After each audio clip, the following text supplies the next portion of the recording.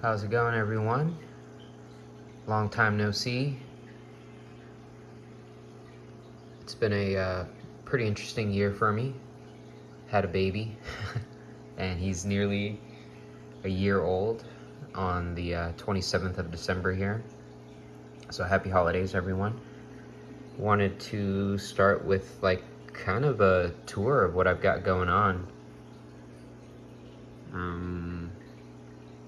I'm purposely growing this algae in this aquarium.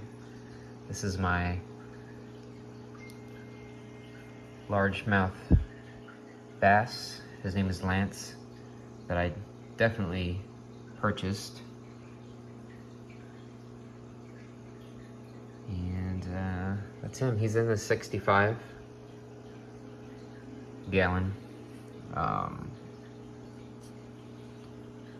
Yeah, he's doing really well. He's taking down like rosy red minnows and mealworms and superworms. I'm currently dropping him some food right now, so he's pumped. But yeah, this is my buddy Lance, one of our new friends here. Attaboy. Oh, you're gonna lose it. In this tank, I've got my Ranchu goldfish. These smaller Ranchu, the red and whites and the reds, they are from a breeding that I did shortly after my son was born. So they're almost a year old as well. They're just like a couple weeks younger than he is. Picked the wrong time to breed Ranchu. And then some Cories that various species that I inherited from my cousin. They had a tank that was starting to develop a slow leak, so I ended up rescuing these fish for her. I'm running 5 large sponge filters, along with a really tiny one right there, a little nano, and then this Aqua Clear 70 with a sponge at the intake. But I believe this is a 70 some odd gallon. That's a bit overstocked. I do weekly water changes at about 90%, a little more than 90 maybe. And the fish seem to be thriving from those large water changes. Well, and got some tetras there as well. I think they're tetras. But yeah, I lost the mom of these younger fish here, but this is the sire. This is just a random, unrelated Ranchu. But yeah, this is the what was the goldfish tank. This is a big dude. He's a big guy. He's about nearly as big as my hand. In this 3-foot enclosure here, I have, it's just an old enclosure that I inherited from the last zoo that I worked at. I have a, I believe it's a Banca locality, red blood python, and the other bit of history I have behind it is it's a Kevin Martyr line animal as well. But that's my male. His name is Hellboy.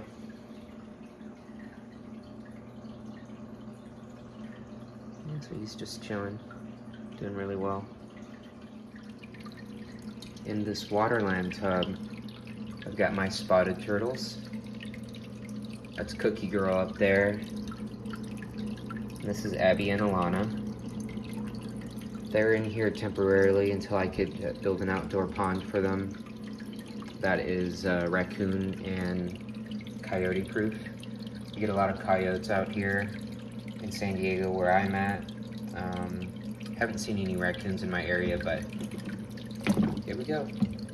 But I want to be more safe than sorry. These are the girls. Not much to see with their enclosure. I have these magnetic reptile shelves that I've magneted to the Waterland tub, and it's just running. I'm just running a Zilla filter here, designed for turtles, but I do large water changes on them as well. As you can see, the water quality is, well, the water clarity is really good, but water quality is pretty damn good because I do a pretty large water change weekly on them. And those are my spotted girls. In this very, well, it's a 4-foot long 4x2x2 enclosure that I also inherited from the zoo. They were throwing them out. I've got to clean the glass, but I have my younger Crucia in here, my prehensile tailed skinks. Right now they're both hunkered down. One's back there, center screen, and you got this lovely one here. So those were the two that were born, let's see, July of, gosh, was that 2021? Sorry, July of 2022. No, 2021. Let me look at their paper. But I've just got this enclosure on a rack here. Don't mind the ukulele. And then I've got my 13 some odd year old blood python there. He's losing a little condition. I feed him as much as he'll take, but he's a skinny guy now. And his friend there, his mate there is, well, that's Bletta, and this is Pancake. And she's just kind of hiding beneath the bowl there, maybe getting a little extra humidity. I gotta do a cleanup in these enclosures, get all the water spots out and clean their water bowls. But these enclosures are on a rack, stainless steel rack, here in the office / reptile room.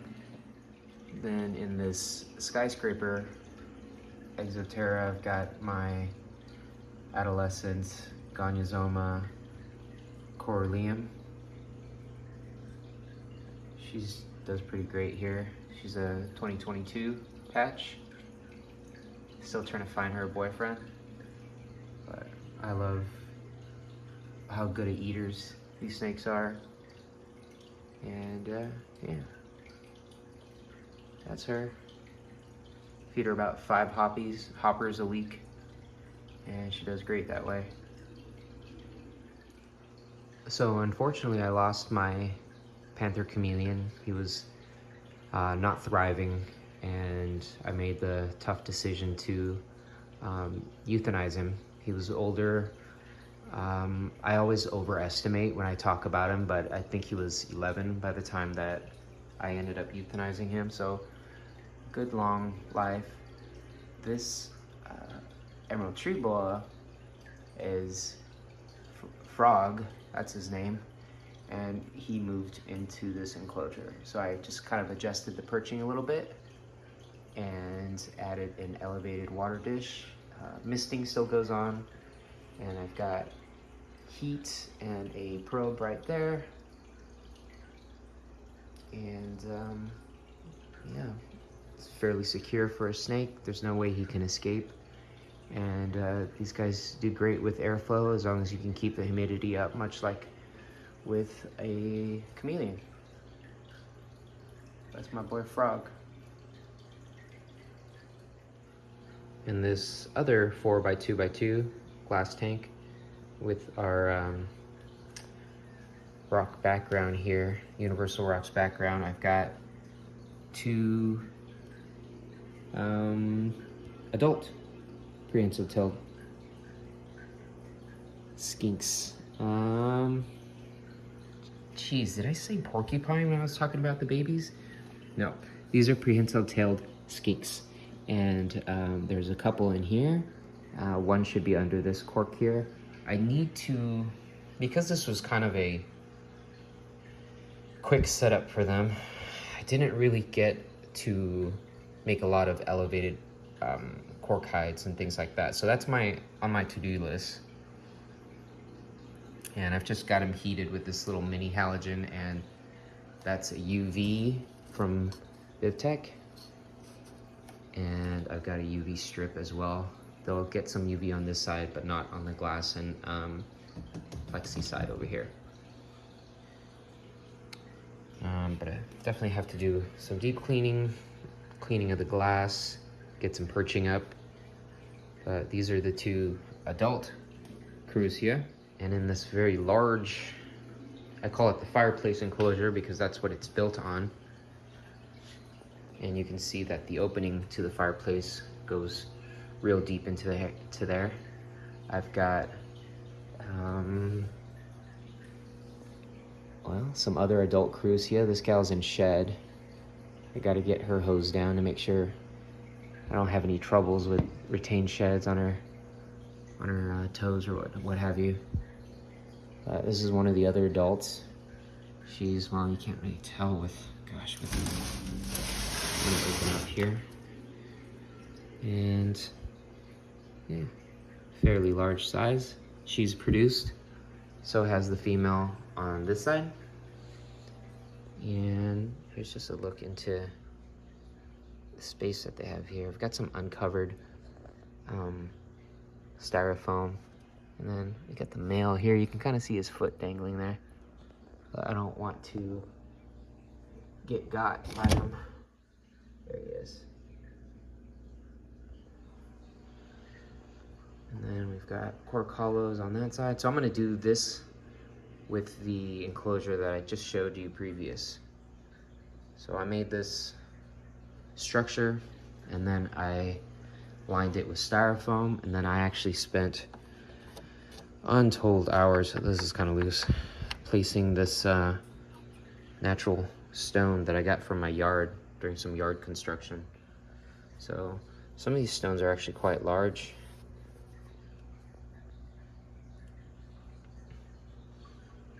Let me actually give her a spray down right now with my weed sprayer.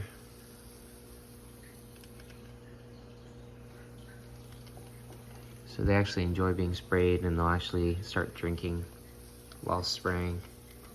But I'd like to put a different top on this. Right now this is just some hardware cloth, but I might do glass or just something solid. You can see that she's actually lapping up water right now.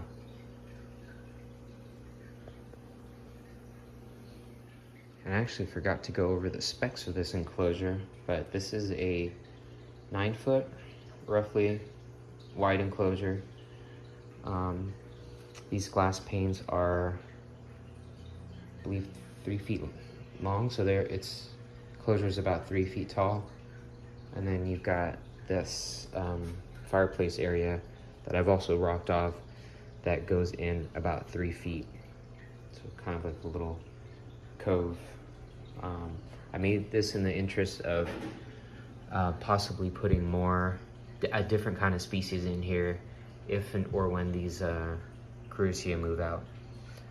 I've also toyed with the idea of maybe even splitting it so that I could have maybe the youngsters here and the adults here, and I can open up another enclosure. But yeah, these are them. I've got UV lighting in there for them that they tend to use to bask, despite being a pretty crepuscular species. That's them. Thanks for watching.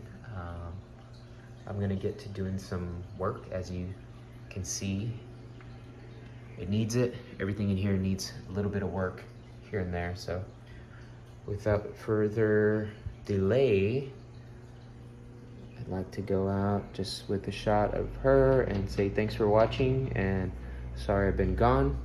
I hope you like the update on all of the critters here in my reptile room / office. Thanks for watching. Bye-bye.